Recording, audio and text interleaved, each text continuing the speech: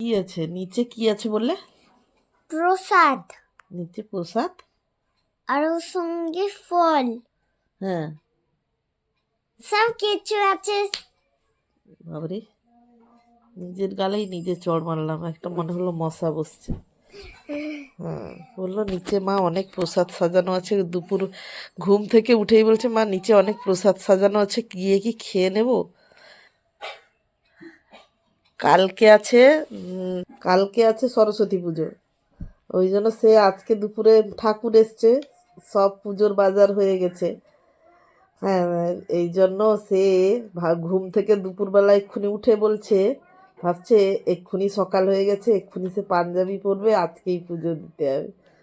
কিন্তু এটা তো তার আগের দিন বিকালবেলা ঘুম থেকে উঠলে। সবার প্রথমে বলি, ছিলাম তো দিদির বাড়ি।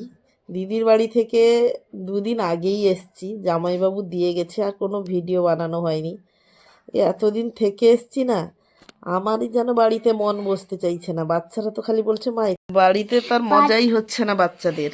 আমার নিজেরই মন বসছে না, তো বাচ্চাদের কি বলবো।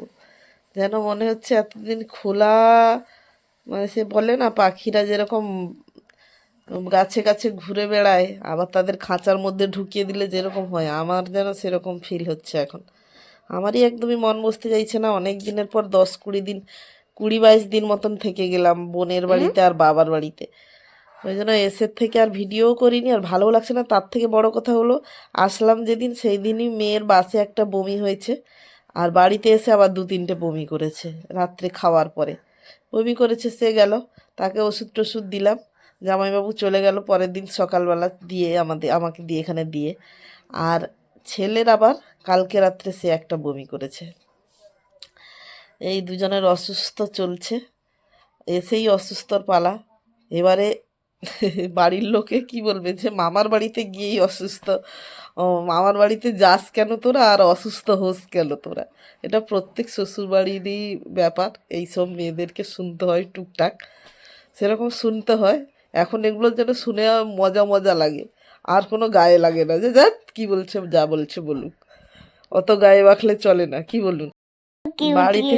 হ্যাঁ, এবার এবার আমাকে কত কিউট কিউট লাগছে। হ্যাঁ, তাকে আবার কিউট লাগছে। কি করে কিউট লাগলো তোমাকে? হ্যাঁ, পোকা দাঁত নিয়ে আছে বলছে কিউট লাগছে। বাড়িতে এসে বমি হলো, গাড়িতে বসে বমি হলো, দোষ হয়ে যায় মামার বাড়ি গেছিল। কেউ কোনো বলার সুযোগ ছাড়তে চায় না। যাই হোক, যে যেটা বলে আনন্দ পায়।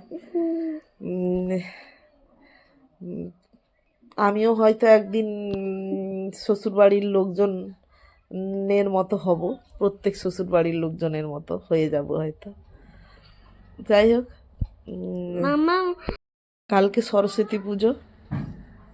সবাই ভালো থাকুক, সুস্থ থাকুক, মন দিয়ে পড়াশোনা করুক। আমি ছেলে মেয়ের একদম সরস্বতী পুজো কাটিয়ে উঠেই একদম এদের বই খুলবো বাড়িতে এসে। এখন শুধু ছুটিই ছুটি।